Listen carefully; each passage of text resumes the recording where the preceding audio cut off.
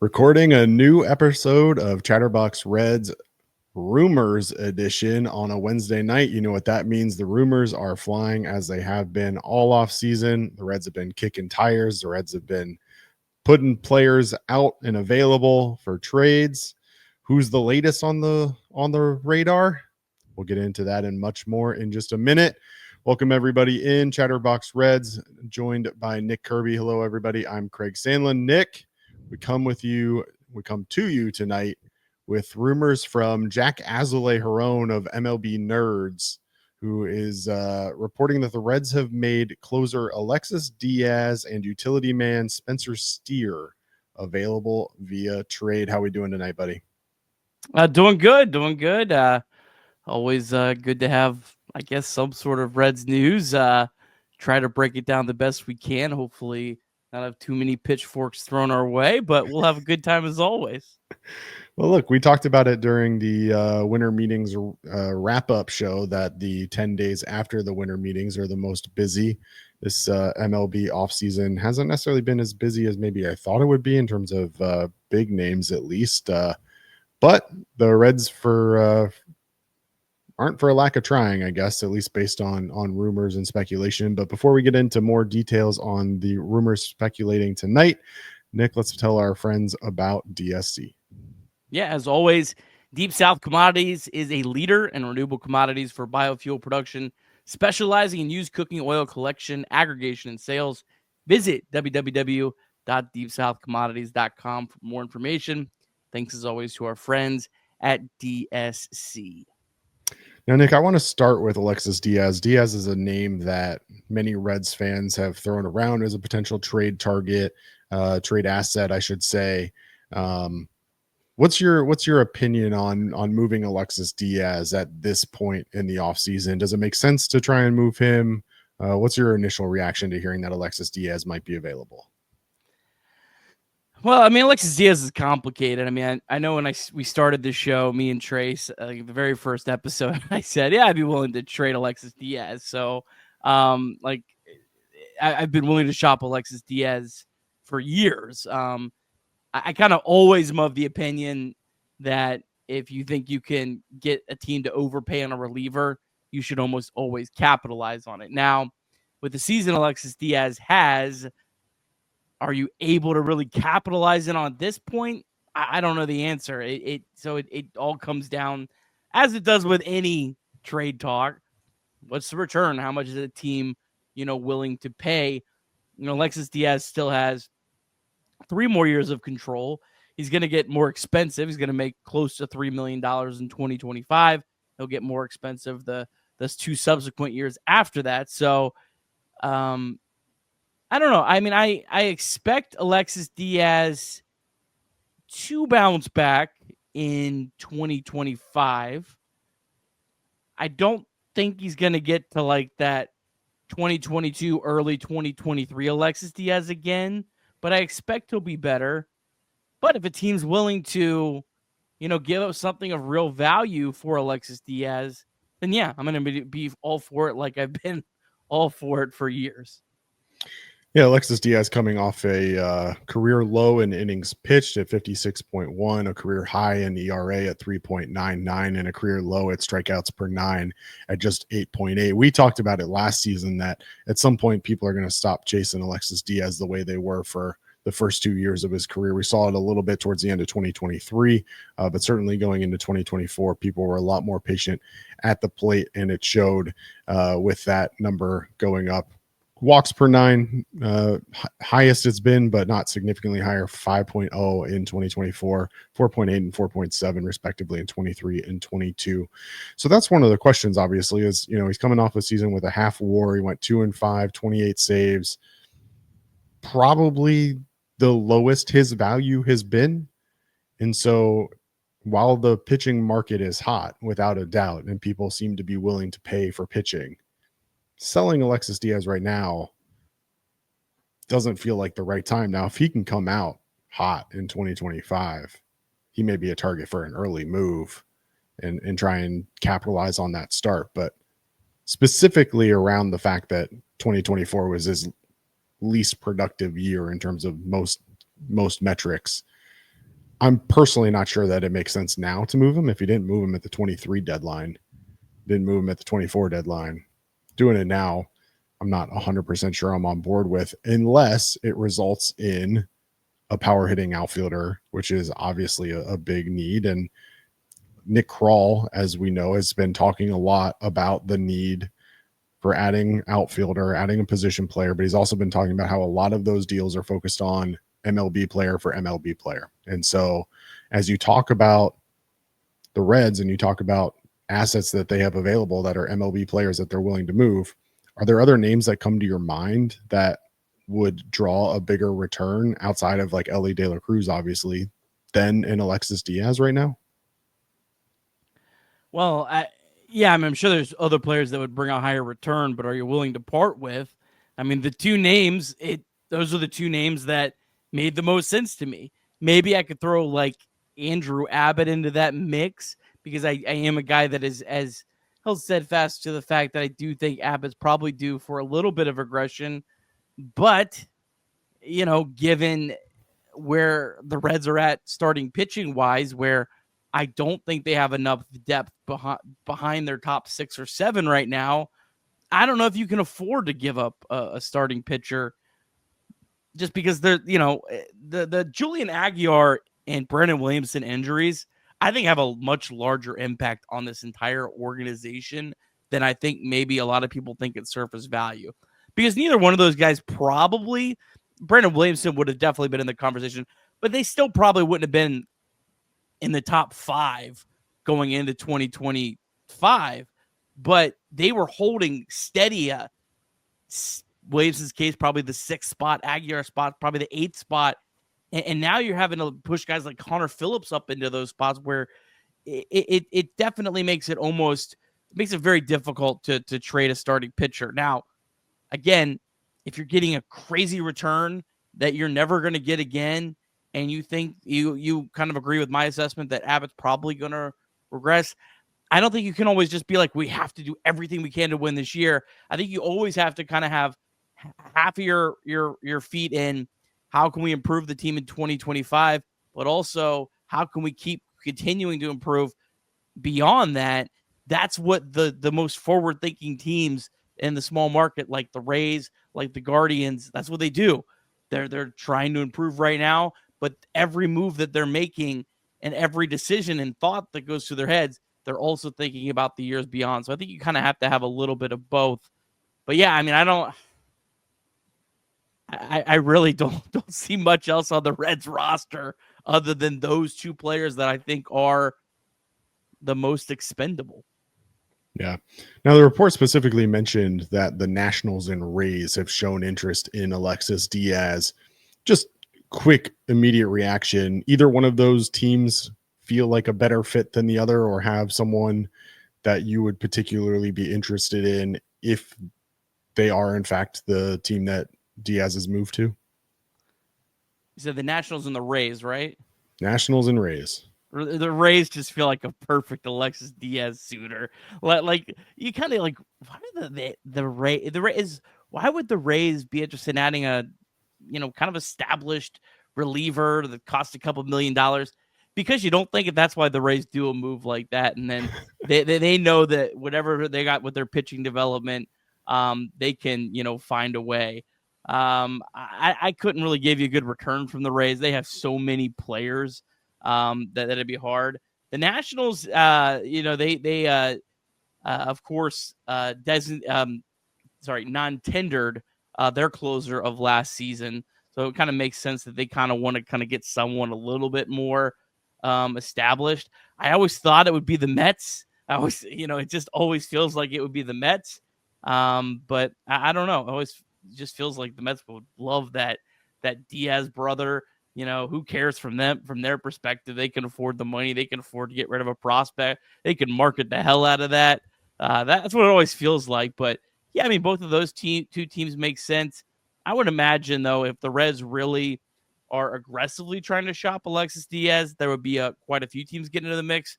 But my assumption and my guess right now is they're not really aggressively shopping Diaz or the next player we'll talk about. It's more of we're willing to talk, and a team's going to have to come in and blow them away. Yeah, the Nationals make sense. And the reason the Nationals may make sense is that they have an abundance of young outfielders right now. And I'll throw some names out there that, not saying that this is what a return might look like, but just as we look at their current active roster with the Nationals in the outfield, they've got Alex Call, who was born in 1994. He's the oldest of their outfielders. They also have Dylan Cruz, obviously, who's very well regarded, Stone Garrett. Robert Hassel III is very well regarded. I believe he came back in the Juan Soto trade. James Wood came back in the Juan Soto trade. Jacob Young is also well regarded in terms of a young prospect. So they have a lot of somewhat young outfield assets that maybe they're willing to move off of one of them in order to bring in a guy like Alexis Diaz. So I don't know which of those names, if any of them, seem intriguing, but if there is a suitor for someone like Alexis Diaz, it feels like with the abundance of outfielders that they have, that maybe that would make sense. Yeah, Jacob Young, not a great hitter, but was plus 20 outs above average last season, an absolute elite defensive center fielder. So I don't know if the Nationals will be willing to part with him right now. He's projected to be their number 9 hole hitter. He's a 25-year-old that I think made his debut last year, 7th round draft pick. So that's the kind of player though that I could see. And as we get to the next player we're talking about, seems like the Reds, if they do trade Jonathan India and Spencer Steer in the same offseason, it's a pretty clear and decisive decision of the organization to say, the hell with bad defense. We're improving this club. We're finally fixing something that Nick Kirby's been begging this franchise to fix for almost over a half decade at this point. Well, before we get to Spencer Steer, trades affect the lives of many people, the players, the families involved. We want to remind you that is a stressful time for the players and their families, and that it is okay not to be okay. As always, we want to remind you that you can call or text 988 anytime, day or night. The 988 Suicide and Crisis Lifeline is a place to get support for anything related to mental health, whether it's an immediate crisis, simply wanting to find out how to connect with care, or anything in between. It's a 100% confidential, secure, and anonymous way to reach out for help when you don't know where else to turn. To connect, call or text 988 or visit mantherapy.org to get help. It's okay not to be okay. And you mentioned it, Spencer Steer, the other name that's being thrown out right now in terms of being made available by the Reds. Let's start with just your immediate reaction to Spencer Steer being available. Obviously filled a lot of different roles for the Reds in 2024, but did have a little bit of a step back in terms of offensive production from his 2023 campaign. Yeah, I Spencer Steer is going to certainly be a polarizing decision if he gets traded. I think a lot more of the fan base will be very upset with it, even if the Reds bring in an outfielder that was better. I know our friend Bryce Spalding mentioned on Twitter the possibility of trading him for Jake McCarthy, and people were lighting him up on it. And Jake McCarthy literally outperformed Spencer Steer in every single category just about in 2024. So yeah, I mean, Steer had a very weird 2024. His splits in particular were weird because he actually hit right-handed pitching better, something that was my biggest concern with him. And still is my biggest concern coming into the year, because Spencer Steer never in his minor league career had an OPS against right-handed pitching higher than 800. All of his value was coming against left-handed pitching. So he did kind of have a weird year, but I look at Spencer Steer, Craig, and the similarities between his career arc and Jonathan India's are very similar. They both had a breakout first year. Spencer Steer had a 120 WRC plus his first full year in the big leagues. Jonathan India had a 122. And then the next year, they had quite a bit of regression. Spencer Steer was at 96. Jonathan India was at 95. And, I think a lot of people at the end of 2022, said, oh, you can't trade Jonathan India right now. You'd be trading him, and his trade value would be at the lowest. Well, I don't think he really ever increased his trade value after that. And Jonathan India had a nice 2024. We've already talked and beat the India trade talks to the ground. But Is Spencer Steer ever going to increase his trade value more than it is right now? I don't know the answer to that. I really don't. Spencer Steer is a player that I think is a quality hitter. I think he's a guy that will hit left-handed pitching very, very well. I don't think he's going to hit right-handed pitching much better than average at best. And that's okay if you're that player and you also kind of have some additional value, but he doesn't really have that with the defense. Now, he does have the base running, stole 20 bases. He's got some sneaky good speed. I don't know. I would definitely be willing to capitalize on Spencer Steer if a team's willing to trade and give you something big now. And if you could turn that into a legit outfielder, not a Band-Aid outfielder, which is basically what Spencer Steer has been for the last year and a half, however long the Reds have been doing that. I would definitely be open to it. Steer, again, feels again like Jonathan India, where I think I said go to this offseason. I just don't know if a team's going to give up enough to satisfy what I think he's worth. Well, I ended up being wrong on that, and Brady Singer was a good return. Spencer Steer would need a much bigger return than that because he still has 3 years of control, where India only had 1. But yeah, I'm definitely open to it. If the Reds can find a way to either trade him straight up for a bona fide, legit, all-around outfielder, decent bat, good glove, all that kind of thing, or if they could do that move as a series of moves that would result in getting them, a really quality outfielder. Yeah, you mentioned Bryce Spalding's poll on Jake McCarthy. For those that are interested, right now, Bryce Spalding asked, would you trade Spencer Steer for Jake McCarthy 1-for-1? Those results, 12.5% said yes, 60.5% said no, and then another 26% said, I don't know enough about Jake McCarthy. The one thing that's of interest, though, is that we talk a lot about the Reds needing a power-hitting outfielder. Spencer Steer was second on the team last year with 20 home runs. Jake McCarthy last year, only 8 home runs in 140-plus games. And, like, what's interesting to me about Jake McCarthy is that he can hit left-handed or right-handed pitching. He hit 284 against lefties last year, 286 against righties. He's a left-handed batting outfielder for those that are interested, but all 8 of his home runs came against right-handed pitching last year. So OPS of 698 against left-handed, 772 against right-handed pitchers. So that's interesting. The report did specify, Nick, and it's worth mentioning that as of right now, at least one AL East team and one NL West team have been in contact regarding Steer. Obviously, we already mentioned the Diamondbacks as potentially that team in the NL West. We were talking beforehand that with some of the moves that have been made and some of the young talent that there is, that maybe the Orioles would be a team that would make sense out of the AL East. Also, the Toronto Blue Jays have been making some moves and seem interested in continuing to make moves. So those teams stood out to us. Anything you want to touch on regarding those 2 teams specifically, or this potential move for Spencer Steer? One other, point on McCarthy, looking at StatCast, if McCarthy had played his games at Great American Ballpark, he actually is at 11 home runs is what they would have projected. Spencer Steer, if he played in Arizona, is down to 18. So that gap is a little bit closer. I mean, I think Steer's clearly a better power hitter. Now you're hoping a lot of that power is going to get made up for, and the guy that I believe in probably more than anyone else on this planet, and Christian Encarnacion Strand, I believe that he's going to be one of the Reds' best hitters in 2025, and I think the Reds should do everything they can to give him every opportunity to become that. I think you're also going to get a lot of that power, hopefully, back with Matt McLain.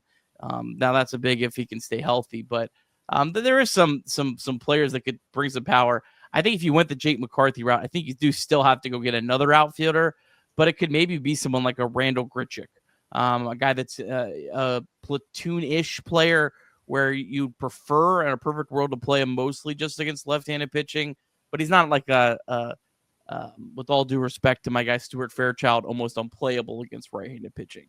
I think kind of that guy that's kind of in between that would be okay for this team. I mean, the Orioles would make a lot of sense. They have a ton of outfielders. You could go down the list of all the different guys, and I don't really think it's worthwhile on rumor about maybe the Reds being willing to shopping to go down the list of all the Orioles outfielders, but they have, quite a bit of them. So Toronto Blue Jays seem like a team that's enjoying wheeling and dealing a lot lately. Already made that kind of big surprising trade for Andres Gimenez. Would they be more of a team that's willing to deal? Back to the NL West, and this would not be a straight up trade by any means because he only has 1 year of control left. But a player that's very fascinating to me is Mike Yastrzemski. I saw that the Giants are interested in moving him. He only has 1 year of control left, making a little bit of money. I think $7 or $8 million, if I remember correctly. Feels like a guy that I could really get behind having like that contract year at Great American Ballpark. If there's that added value, seems like a guy that I think could make a lot of sense for the Reds. If they were able to pull off, but maybe, like a trade for Mike Yastrzemski could be a series of trades. Maybe you trade Spencer Steer to another team for something, and then you also trade with the Giants for Yastrzemski, or maybe you trade Diaz for Yastrzemski plus a prospect or something. And then, you move Steer and for the other year, or maybe you just hold on to Steer and you get Yastrzemski. All those kind of moves would make a lot of sense to me, but again, these are just rumors of the Reds shopping. I've been steadfast of the Reds should shop just about everyone. So just because they're shopping players does not mean anything. It just means they're doing their job. That's how I view it. They're doing their job. If there's a report that came out tomorrow that the Reds were shopping Matt McLain, I know social media would lose their ever-loving mind, Craig, but I'd be like, good. They should be shopping Matt McLain. Should they trade Matt McLain? Hell no, unless someone's going to give them a stupid return for it. But shopping's never a bad thing, and I don't think we should view it that way. Well, shopping and listening are two different things, right? And you mentioned that earlier, and I don't think the Reds should hang up on any phone call. I think they should take every single call, and if anybody's interested in any player on the Reds, with the exception of Elly De La Cruz, they should be listening to it. And I'm sure they will. And only time will tell what, if anything, Nick Krall does to improve this roster from now until February, when pitchers and catchers report. And if anything, like years past, even into spring training as things pop up and needs come up. So like you said, every call gets answered, every interest gets your undivided attention, because at this point there are still holes that can be filled in places that can be improved on this roster. Yeah, absolutely. With that said, as always, Nick and I and the whole Chatterbox Reds crew will be here if any news breaks, more rumors, trades, signings, or anything else. In the meantime, be sure to check out Chatterbox Bengals Thursday night. That'll be live with Jacob Tissett and myself. We're live at 7 p.m. Eastern on Chatterbox YouTube. And check Off the Bench every morning, Monday through Friday, 10 a through 12 p. and the Chatterbox Bearcats team. In the meantime, we appreciate you listening. For Nick Kirby, I'm Craig Sandlin. This has been Chatterbox Reds. Have a good night, everybody.